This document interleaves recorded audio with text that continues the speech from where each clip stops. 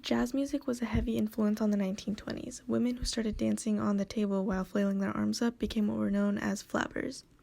Zelda Fitzgerald, the wife of Scott Fitzgerald, was extremely popular. The men wanted her, and the women wanted to be her. She drank, smoked, and flirted with Scott's friends. Soon, women were copying her actions, and they turned into something completely different than their parents' generation. Use of cigarettes, drugs, and alcohol skyrocketed at parties, and women were finding pleasure in these activities, rather than trying to find a husband and settle down. Looks became very important, and women were urged to look their best all the time. Companies took advantage of this and put out campaigns telling women to slim down with a cigarette.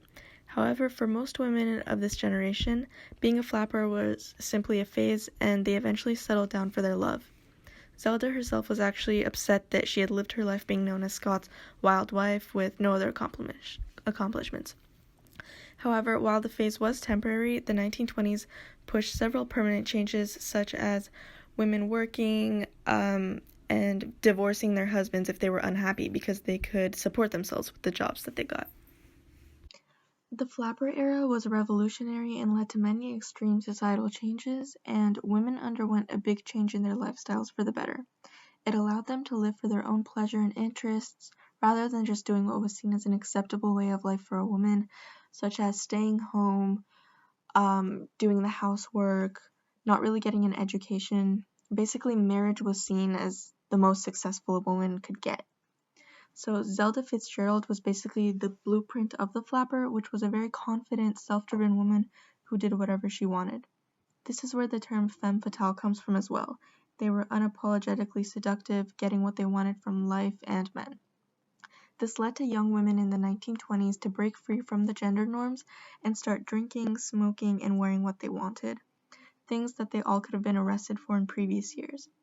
They abandoned heavy garments, corsets, and adopted short skirts, bobs in their hair, and several accessories such as the famous cocaine box locket. The invention of condoms was a gateway to several groundbreaking changes.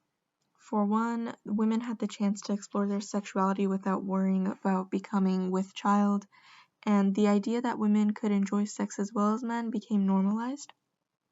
In marriages, it was common to have 5 or 6 children, but as usage of condoms became more popular, the average number of kids went down to about 2, and this let women work, have interests, basically live a life past motherhood.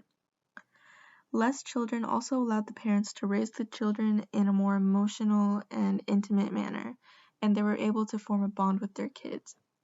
As a result of the modern dishwasher, stove, ready-made clothes, etc., women didn't have to spend hours on things that would take a fraction of the time after these things were invented. They weren't cheap, and with their husbands gone at war, they took up jobs at factories and offices. They were ridiculously underpaid, but women working started to become normal, and they slowly climbed their way up, moving to white-collar jobs. And after the jobs for women became more normalized, they were able to support themselves, which meant they were way less likely to stay in unhappy marriages, and this caused the divorce rate to skyrocket, going from 100K divorces in 1914 to 205K in 1929. After divorces became a common thing, divorced women stopped being looked upon as disgraces, which kind of feeds into the idea of they were able to be their own person and have their own happiness. The 1920s were a time of growth for women's rights and gave women more independence from men, but while there were many advances during this time, there were still many problems. Smoking and drugs became very popular, even almost encouraged in a flapper lifestyle. A common trend was to wear a gold box or spoon on a necklace that held cocaine, and smoking was advertised as a healthy slimming aid. And as the trend for a slim, almost androgynous figure became more popular, drugs, smoking, and extremely strict diets were used to achieve the look. With the slim figure becoming increasingly popular, pregnancy was seen as very unflattering for a flapper. Birth control usage rose, and illegal, dangerous abortions killed about 50,000 women a year, leaving even more than that barren. Advertisers saw that many buyers were motivated by vanity, fear, sex, and the need to impress. So beauty companies capitalized on the things that people worried about most, such as fat, body odor, bad breath, etc. Advertisers saw consumers as manipulable masses that they could convince to buy their product. An article in Harper's in 1917 pointed out that advertisers made each reader dissatisfied with himself until he follows your suggestion. Overall, the pros of the 1920s outweighed the cons, but we can still see the effects of the bad things today.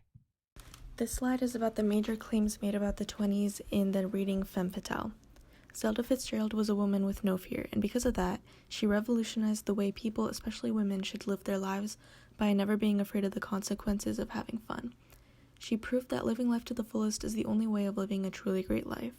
The text mentions that living in the present as intensely as possible was all that mattered, which proves my point further.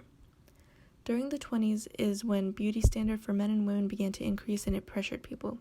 As mentioned in the text, the media has psychologically planted worry in people's heads about their appearance so that they would buy a certain product or dietary supplement, as well as the fact that people began to be shaped more by society than by biology. It was a cruel way to sell items and still goes on today. Similar to my first claim, however, this claim is that anybody's fate is anyone else's fault but their own. Zelda in her last years admitted that a few bad things in her life was a consequence of her actions in her youth. This comes across as a message to always live life to the fullest, but be aware of consequences and be responsible for and with them. Hi, this is Samantha Whiteley, and I will be covering how the chapter Femme Fatale from Anything Goes parallels to today's society. In the 1920s, illegal abortion rates were rising and killed 50,000 women yearly. Today, the issue deciding whether abortion should be legal or illegal is still very prominent in society. The 1920s was full of time for change, and the new idea of polygamy was being explored. The more traditional relationships that valued fidelity were still common in older generations, but not so common among flapper girls. Now, polygamy is becoming something more socially accepted, but it is not as common as monogamy. Back in the 1920s, women were just starting to have jobs, and when they did have a job, they were paid significantly less than men were. Today, there is still a gender pay gap, but it has improved by a lot. During the Roaring Twenties, companies started to develop products to enhance beauty with a focus on the flappers' obsession with their looks. Although just starting, the beauty industry took off, and to this day is a multi-billion-dollar industry. Before the 1920s, women had many restrictions on what they could wear. During the 1920s, women explored new ways of dressing in order to dance freely. Now, women continue to dress how they prefer, with significantly less guidelines to follow. In the 1920s, contraceptives were starting to become more normalized, making it possible for people to experiment sexually without the fear of pregnancy.